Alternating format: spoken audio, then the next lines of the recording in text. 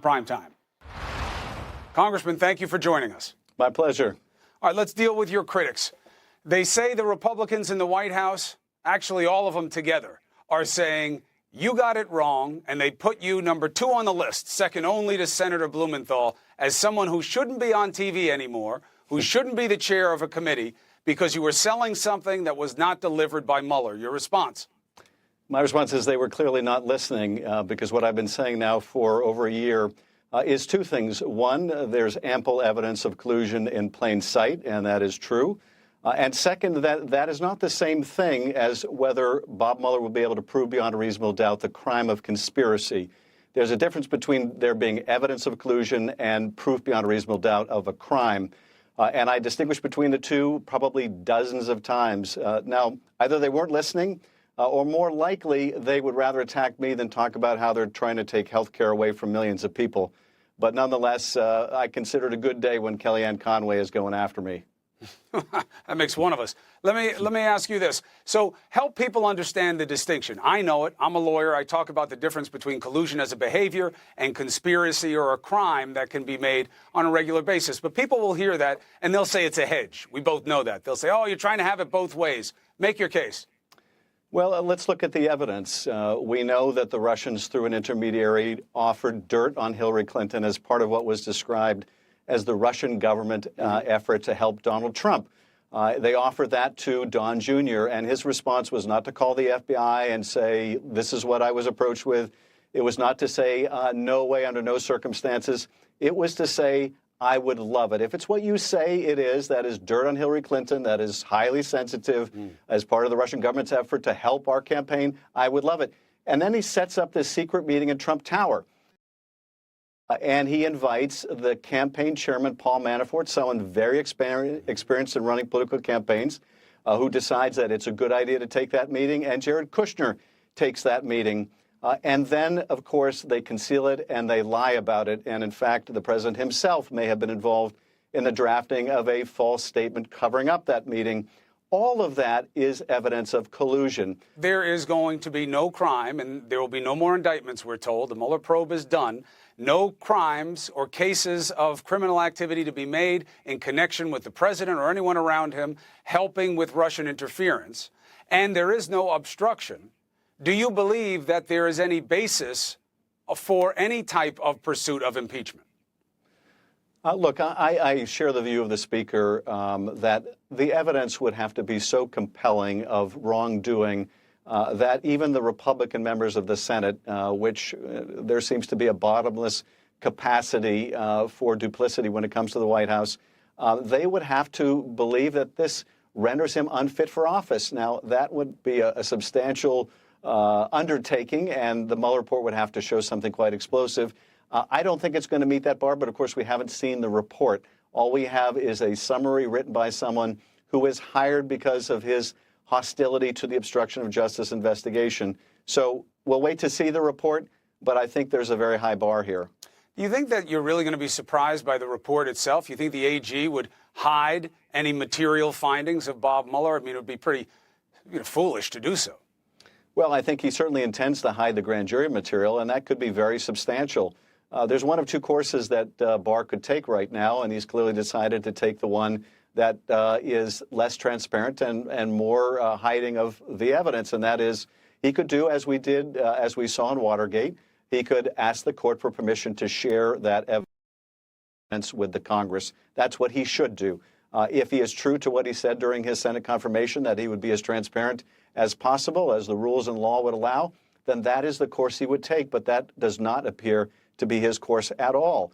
You know, I hear your answers. I've been reading them about Bob Mueller. We'll wait and see whether or not we need him. Why?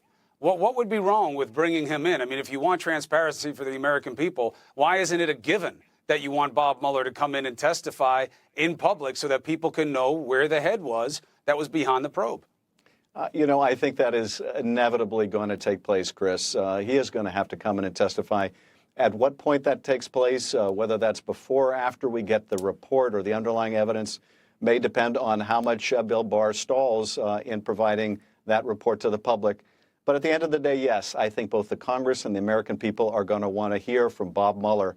I think a great many people have skepticism about the bias, the evident bias of Bill Barr, which was plain even before he got the job. Indeed, that's why he did get the job.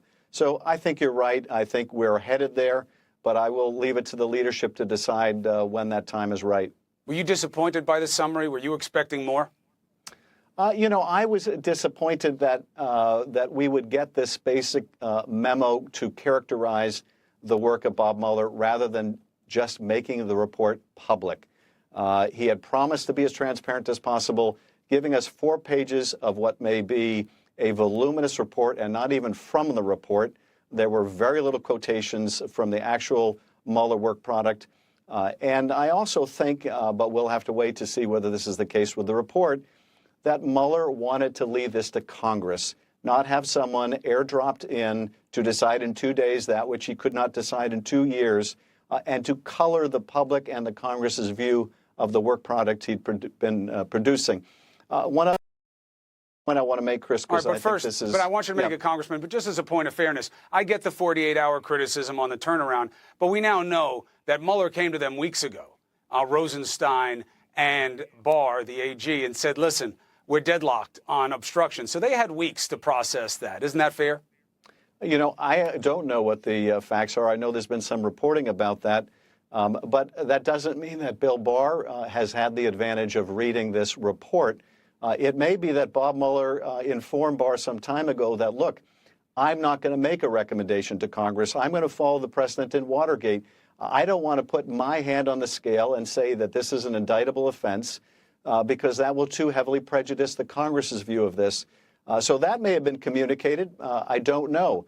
But Bill Barr certainly decided to arrogate to himself that decision, and we won't know why until we have a chance to examine Bill Barr in testimony. And I think you're right. Ultimately, we're going to want to hear from the man who did the investigation himself. What do you say to the American people who feel that this is now over?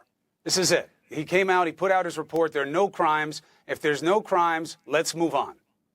Well, first, I would say this. We don't have the report yet, and I think people should wait to make any conclusions until we do have the report.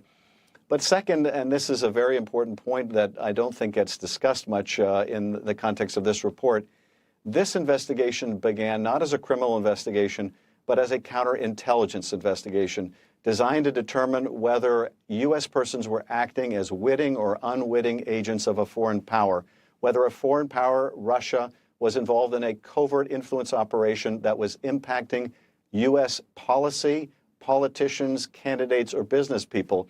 And that, may not be at all discussed within the Mueller report, which is essentially a report about prosecutorial decisions. We charged these people for these reasons.